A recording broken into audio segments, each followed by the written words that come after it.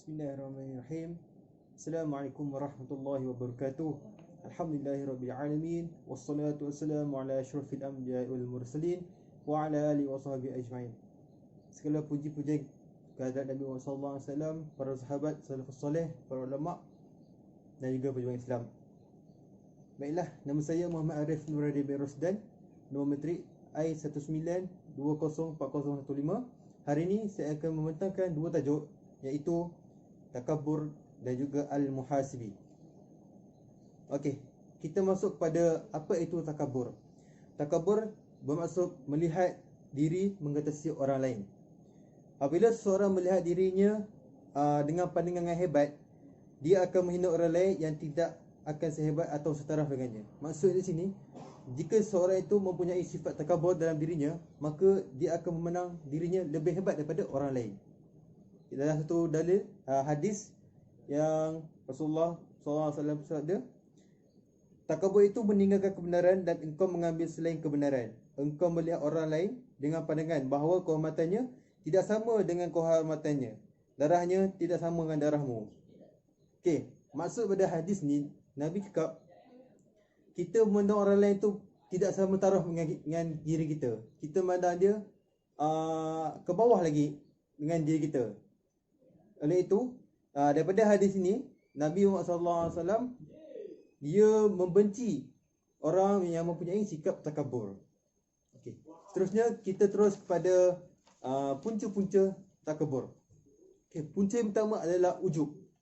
Ujub yang disebutkan adalah dia merasa ujub dengan diri dia sendiri dan melihat dirinya lebih daripada orang lain. Maksud sini, dia ada sifat ujub dalam diri dia dan rasa diri dia hebat daripada orang lain. Yang kedua, cintakan megah dan ketinggian. Dia suka orang puji dia. Dia suka orang memuji kehebatan dia, kecantikan dia, kekuasaan dia. Dia suka, kalau bila dia rasa dia dipuji, maka dia rasa diri dia begah, diri dia hebat. Okay. Yang seterusnya, mengecilkan orang lain. Dia macam meremehkan orang lain, merendahkan orang lain. Yang keempat, mengikut hawa nafsu. Dia membuat satu pilihan hanya ikut hawa nafsu dia je, bukan atas kehendak ataupun keperluan dia. Dia ikut hawa nafsu diri dia saja. Contohnya dia beli barang tu hanya ikut nafsu dia, bukan untuk satu keperluan dia ataupun penting bagi diri dia. Dan yang terakhir adalah kecantikan dan ketampanan.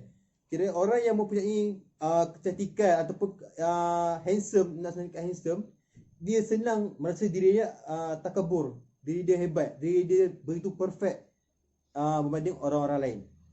Okay. Seterusnya kita masuk kepada pembahagian takabur. Okay, pembahagian takabur ni dia terbagi pada dua. Yang pertama, takabur dengan hak Allah. Maksudnya di sini, dia menolak kebenaran apa yang Allah cakap. Maksud kebenaran ni adalah perkara-perkara yang datang daripada Allah SWT. Contohnya, dia menjatuhkan Rasul SAW, yang ini sebagai pencipta, pemilik dan pengatur alam semesta ini, yang memiliki sifat-sifat yang sempurna. Dia menolak apa yang Allah cakap. Dan yang kedua adalah takabur kerana meremehkan orang lain. Maksud di sini, takabur itu bermula seorang tu merasa dirinya lebih hebat berbanding orang lain. Dan maksud di sini dia membezakan antara ilmunya, hartanya dan juga kedudukan. Itu disebutkan sebagai takabur dengan meremehkan orang lain. Dia antara dengan Allah, Rabbnya dan juga makhluk. Kalau makhluk, dia membezakan dari segi harta, kedudukan, pangkat dan sebagainya berbanding orang lain. Sebab tu dalam diri kita, cuba untuk hindarkan sifat-sifat takabur. Okey, seterusnya kita akan pergi ke kesan-kesan sifat takabur. Okey, kesan-kesan sifat takabur pula, yang seperti mana yang kita tahu, ia tidak dapat, yang pertama tidak dapat melihat, menilai dan mengambil satu pelajaran. Kiranya kalau kesan takabur ni, dia menyebabkan diri kita ni susah nak menerima nasihat, ataupun kita nak ambil satu pengajaran daripada perkara tu, susah nak ambil sebab kita dah ada takabur dalam diri kita. Yang kedua pula, orang yang sombong dan merasa diri lebih tinggi dari hamba-hamba Allah yang lain, secara sedar ataupun tidak. Maksud sini, dia rasa diri dia hebat. hebat sangat berbanding orang lain. Tapi dalam keadaan dia sedar ataupun tidak, dia dalam keadaan sombong. Sombong dia dengan orang lain. Okey, yang ketiga pula, timbulnya keresahan dan kegelisahan jiwa. Orang yang takabur ni selalunya dia akan hidup dia tak tenteram. Dia macam kenapa ni? Dia macam gelisah. Hati dia apa yang aku buat ni? Dia macam tak tentu hara. Dunia apa? Keadaan dia, diri dia tak tentu hara, bercelaru. Itu dah kesan sifat takabur. Yang keempat, dia ingin agar orang lain sentiasa menunduk padanya. Yang ini bahaya sikit lah. Dia nak semua orang hanya ikut cakap dia je, patuh cakap dia, taat pada dia. Macam orang yang ada sifat ni, dia lebih suka pada orang nak dengar cakap dia lah. Orang suruh buat tu, dia buat ni. Macam lembu kena cucuk hidung. Bukan itulah. Yang kelima, konsisten dengan aib dan kekurangan. Dan yang terakhir, segala orang yang takabur itu menyangka bahawa dia telah mencapai kesempurnaan dalam segala hal. Okey, maksud di sini juga dia sama juga yang macam poin yang kat atas tadi. Dia suka nak menerima nasihat dan petunjuk dari orang lain. So, orang yang takabur ni dia bila dah ada sifat takabur, hati dia dah macam dah dikeras. Dan susah nak terima nasihat ataupun pandangan orang lain. Orang tegur tu salah, tapi bagi dia betul. Bagi dia betul. Itu susahnya ada sifat-sifat takabur dalam diri dia. Okey. Yang terakhir iaitu cara untuk menghindari sifat takabur.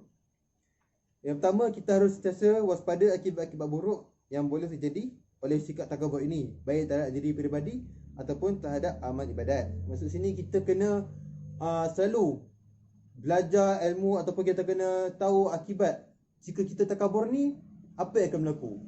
Terutamanya peribadi kita ni, maksudnya kita kawan-kawan kita. Kalau kita ada sifat takabur ni, besar kemungkinan kawan-kawan kita pun akan hilang. Atau adik-adik kita pun susah nak menolong kita kalau kita memerlukan bantuan sebab kita ada sifat takabur. Ataupun terhadap amal ibadat. Okey, amal ibadat pula, kalau kita dah ada sikap takabur ni, mungkin Allah tak terima amal ibadat kita. Kita kena fikir benda tu. Dan kita jangan amalkan dalam diri kita ada sikap takabur. Okey. Yang kedua pula, kita juga boleh biasakan diri kita dengan menziarahi orang-orang sakit dan mengikuti jenazah sehingga ke tanah kuburan. Okey, ini kalau kiranya kalau ada saudara kita yang meninggal ataupun jiran-jiran ataupun saudara mara kita, kita boleh ikut hantar dia sampai ke tanam kuburan. Kita ikut sama dia tolong orang lain untuk menyelesaikan jenazah tersebut. Yang ketiga, kita mestilah selalu memikirkan tentang nikmat-nikmat yang dikurniakan oleh Allah Subhanahu Wa Taala kepada kita. Okay, kita kena selalu, macam sini kita kena selalu ingat yang bahawa banyak nikmat yang Allah bagi kepada diri kita. Nikmat hidup, nikmat rezeki, kesihatan yang baik, dapat kawan-kawan yang baik, keluarga yang baik dan sebagainya. So, bila kita fikir apa yang Allah bagi kepada kita ni, sifat takabur tu takkan ada pada kita. Dan kita kena ingat bahawa semua yang ada kat muka bumi ni atau alam semesta ni adalah milik Allah. Kita hanya meminjam sahaja. Kita kena ingat tu. Kita jangan terlalu takabur sangat dalam diri kita, supaya nanti takut nikmat tu Allah tarik sikit demi sikit. Kalau kita sihat, nanti Allah tarik sakit yang berpanjangan, tak ada siapa nak tolong ke. Kalau kita ada harta banyak, jangan sombong. Kalau sombong, kalau takabur, Allah tarik sikit-sikit, tu kita jadi miskin, apa kedana, ataupun muflis terus. Macam tu. Okay, yang terakhir pula, kita mestilah mengambil contoh atau ibrah yang berlaku pada zaman para nabi, para sahabat serta zaman para ulama dahulu kala. Sini kalau kita tengok balik zaman dahulu, zaman-zaman nabi, para nabi, mana-mana nabi, banyak nabi-nabi dulu ada kisah ada. Fir'aun, dia takabur, ingat dia kata dia Tuhan, dia ngaku Tuhan semualah. Lepas tu zaman siapa lagi? Zaman Qarun, dia kaya tapi dia takabur, dia sombong. Semua lalas Allah tarik balik. Allah matikan dia dalam keadaan yang hina. Ada yang gentelan bumi, ada kena makan dengan laut dan sebagainya. So, banyak lagi cara-cara yang kita boleh hindari dari sifat-sifat takabur ni. Ini saya nyatakan hanya sebahagian saja. Jadi, sebagai penutupnya, sifat takabur ni boleh kita jadikan sebagai satu pengajaran dari kita supaya kita tak terlibat langsung dalam perkara ini. Dan kita doa kepada Allah SWT supaya sifat ni kita dapat jauhi dan kita takkan amalkan dalam diri kita. Saya akan membentangkan tajuk mengenai Al-Muhasibi pula. Okey. Al-Muhasibi Nama penuh beliau adalah Syekh Al-Imam Al-Alim Al-Zahid Al-Wara' Al-Harith bin Asad Al-Muhasibi. Dilahirkan di Basrah pada tahun 165 Hijrah bersamaan dengan 781 Masihi. Beliau mendapat gelar Al-Muhasibi kerana menunjukkan kesungguhan dalam mempraktikkan amalan muhasabat al-nafs. Beliau meninggal di Baghdad pada tahun 243 Hijrah. Okey, seterusnya masuk pada bahagian perwatakan Al-Muhasibi. Pertama, dia zuhud dan rendah diri. Yang kedua, takwa kepada Allah. Beliau merasai perkara semua yang beliau buat Allah tahu. Itu yang beliau rasakan sifat dia takwa kepada Allah. Yang ketiga, rajin berdoa secara bersembunyi. Kerana bila beliau berdoa, dia merasakan dia lebih dekat dengan Allah Subhanahu Wa Taala. Dan yang terakhir, beliau merupakan ahli fiqh ataupun ahli kitab. Okey. Seterusnya pula kita tengok pada pendidikan beliau. Pelbagai jenis ilmu yang beliau pelajari sejak umurnya kecil lagi. Beliau juga terkenal dalam bidang fiqh, hadis, ilmu kalam, ilmu bahasa dan juga ilmu tentang Al-Quran. Okey.